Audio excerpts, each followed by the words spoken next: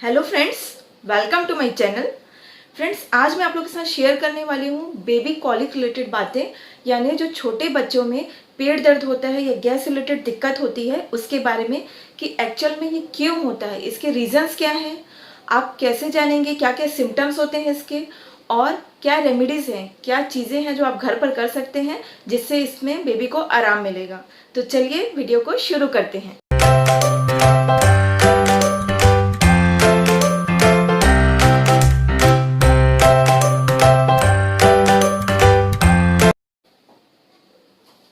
Friends, बच्चों में colic की प्रॉब्लम होना यानी पेट दर्द होना या गैस संबंधित दिक्कतें होना ये आम बात है। ये जनरली 2 हफ्ते से लेकर 3 महीने तक के बच्चों में ज़्यादा होती हैं और आपको इसमें टेंशन लेने की ज़रूरत नहीं है, क्योंकि बच्चा जैसे जैसे बड़ा होते जाएगा ये दिक्कत अपने आप ही ठीक होती जाती है।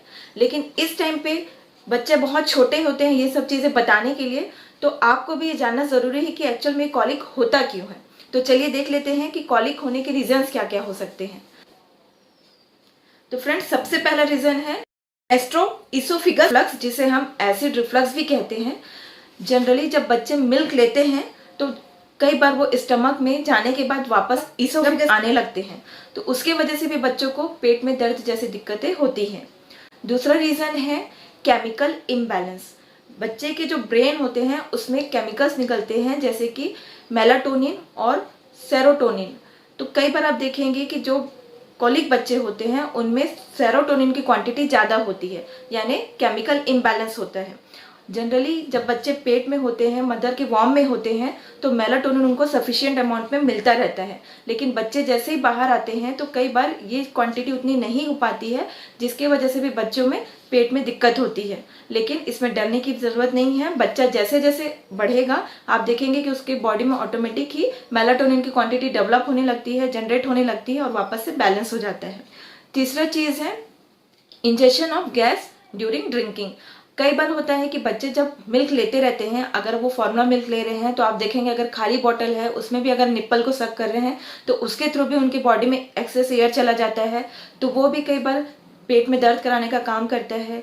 या फिर बच्चे जब रोते हैं तो अगर किसी भी वजह से रो रहे हैं तो उसके वजह से भी उनमें एक्सेस एयर जो है उनकी बॉडी के अंदर जाता है, वो भी कई बार बच्चे के पेट में गैस या कॉलिक जैसे दिक्कतें कराता है। चौथी चीज़ है डाइजेस्टिव सिस्टम का प्रॉपर डेवलप ना होना। अभी भी बहुत छोटा होता है, उसका डाइजेस्टिव सिस्टम अभी डेवलपिंग स्टेज में है, तो इसलिए भी कई बार बच्चे जो है मिल्क को प्रॉपर तरीके से डाइजेस्ट नहीं कर पाते हैं और वो गैस बन जाता है या पेट में मरोड़ जैसी दिक्कतें बच्चे को हो जाती हैं। नेक्स्ट रीज़न है एलर्जी ड्यू टू मिल्क। अभी क्योंकि बच्चा सिर्फ मिल्क पी रहा है तो हो सकता है अगर आप उसे फॉर्मूला मिल्क दे रहे हैं तो वो फॉर्मूला मिल्क उसे सूट नहीं हो रहा हो।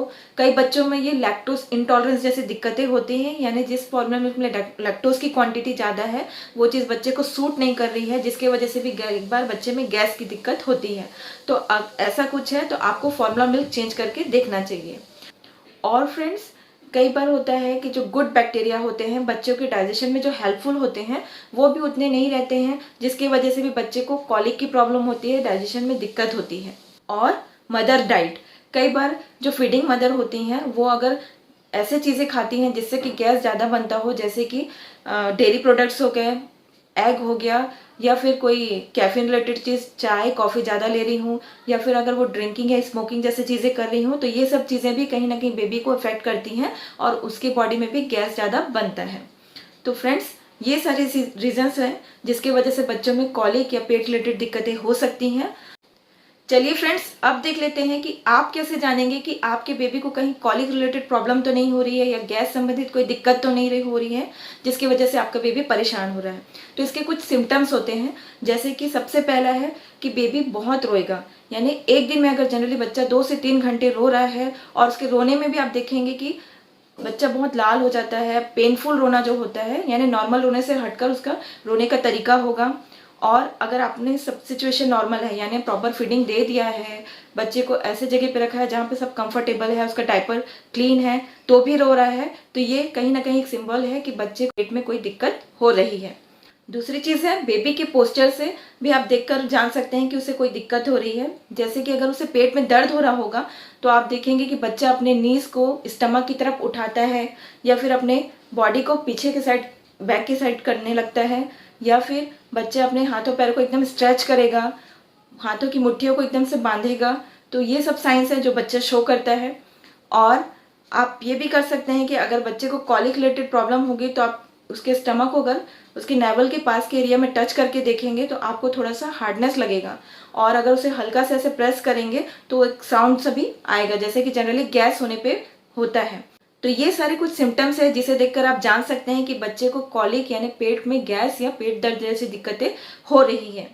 तो चलिए फ्रेंड्स, अब कुछ रेमेडीज देख लेते हैं जो आप घर पर अगर करेंगे तो बच्चे को अगर पेट से संबंधित दिक्कत हो रही हो, चाहे वो गैस हो रहा हो या पेट में दर्द हो रहा हो, तो उसमें आराम मिलेगा। तो सबसे पहला है बच्चे का फीडिंग पोजीशन, यानी जब भी आप बेबी को फीड करा रहे हैं तो उसकी पोजीशनिंग ऐसे रखिए, सिर ऊपर होना चाहिए, बॉडी जो है थोड़ी सी नीचे होनी चाहिए। उससे क्या होगा कि बच्चा जब फीड करेगा तो वो जो फ्लूइड है वो प्रॉपर तरीके से अंदर जाएगा और डाइजेशन होगा, जिसमें गैस होने की प्रॉब्लम थोड़ी कम होगी।